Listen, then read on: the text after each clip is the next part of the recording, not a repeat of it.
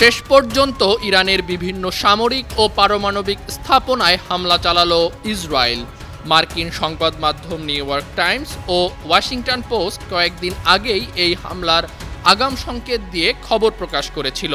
তবে ওয়াশিংটন ও তেহরানের মধ্যে পরমাণু শান্তি আলোচনা চলমান থাকার মধ্যেই ইসরায়েল এমন বড় ধরনের হামলা চালাবে তা কখনো মাথায় রাখেনি ইরান।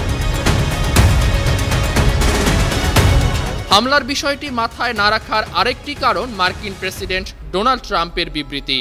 স্থানীয় সময় বৃহস্পতিবার সাংবাদিকদের সঙ্গে আলাপকালে প্রেসিডেন্ট ট্রাম্প বলেছিলেন তিনি সংঘর্ষ এড়াতে চান। ইসরায়েলের প্রতি ইরানের পারমাণবিক স্থাপনায় হামলা না চালানোর আহ্বান জানিয়েছেন উল্লেখ করে ট্রাম্প বলেন, যতক্ষণ যুক্তরাষ্ট্র ও ইরানের মধ্যে আলোচনার সম্ভাবনা রয়েছে ততক্ষণ তারা যেন এমন পরিকল্পনা থেকে বিরত থাকে। ডোনাল্ড ট্রাম্প সাংবাদিকদের আরও বলেন, মধ্যপ্রাচ্যে বড় সংঘর্ষের শঙ্কা রয়েছে। ইসরায়েলের ইরানে হামলা চালানো সম্ভব বলেও তিনি নিশ্চিত করেছেন। তার এই বক্তব্যের পরই ইরানের রাজধানী তেহরানের বিভিন্ন সামরিক ও পারমাণবিক স্থাপনায় গর্জে ওঠে ইসরায়েলি সেনাবাহিনীর 2 যুদ্ধবিমান। এমন আকস্মিক হামলায় বিস্মিত হতবাক ইরান।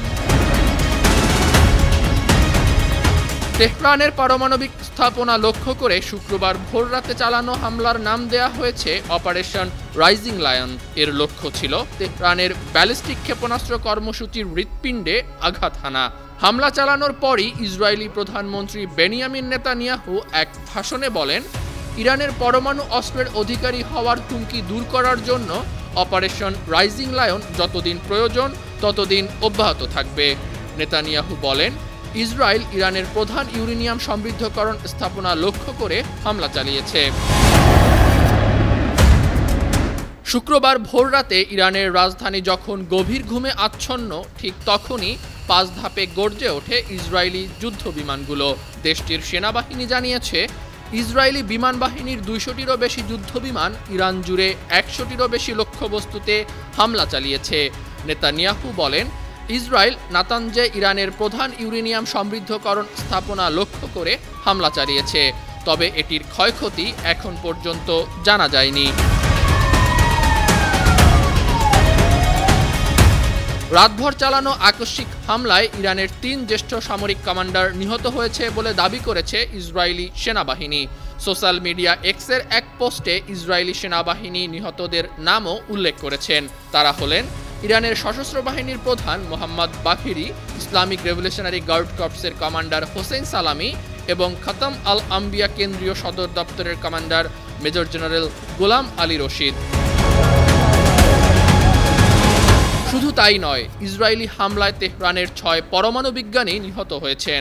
দেশটির গণমাধ্যম তাসনিম নিউজ জানায়, এই হামলায় অন্তত 6 জন ইরানি পরমাণু বিজ্ঞানী নিহত হয়েছেন, যাদের নাম আব্দুল হামিদ মিনুচেহর, আহমেদ রেজা জোলফাকারি, সৈয়দ আমির হোসেন ফেকহি, মাতলাবি জাদেদ, মোহাম্মদ মাহদি তেহরানচি এবং ফেরুইদুন আব্বাসি।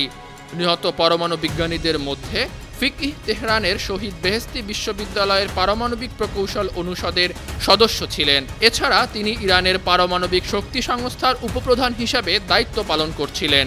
এমন পরিস্থিতিতে ইসলামী বিপ্লবের নেতা আয়াতুল্লাহ আলী খামেনির ইহুদিবাদী সরকারকে কঠোর পরিণতি ভোগ করার হুঁশিয়ারি দিয়েছেন। তিনি বলেন, এই অপরাধের জন্য ইহুদিবাদী সরকার নিজেদের জন্য একটি তিক্ত ও বেদনাদায়ক পরিণতি ডেকে এনেছে, যা তারা অবশ্যই দেখতে পাবে। এরপর শুরু হয় ইরানের প্রতিশোধ নেয়ার পালা। শুক্রবার দুপুরের আগেই কয়েক ঘন্টায় ইসরায়েলে শতাধিক ড্রোন নিক্ষেপ করে দেশটি। মার্কিন বার্তা সংস্থা এপির খবরে বলা হয়, ইসরায়েলি সেনাবাহিনীর প্রধান সেনা মুখপাত্র ব্রিগেডিয়ার জেনারেল এফি ডেফরিন ইরানের ড্রোন হামলার বিষয়টি নিশ্চিত করেছেন। তিনি জানান, ইরান থেকে প্রায় 100টি ড্রোন ইসরায়েলের ভূখণ্ডের দিকে ছোড়া হয়েছে। এসব ড্রোনকে প্রতিহত করতে ইসরায়েল সক্রিয়ভাবে কাজ করছে। আন্তর্জাতিক ডেস্ক, 52 টিভি।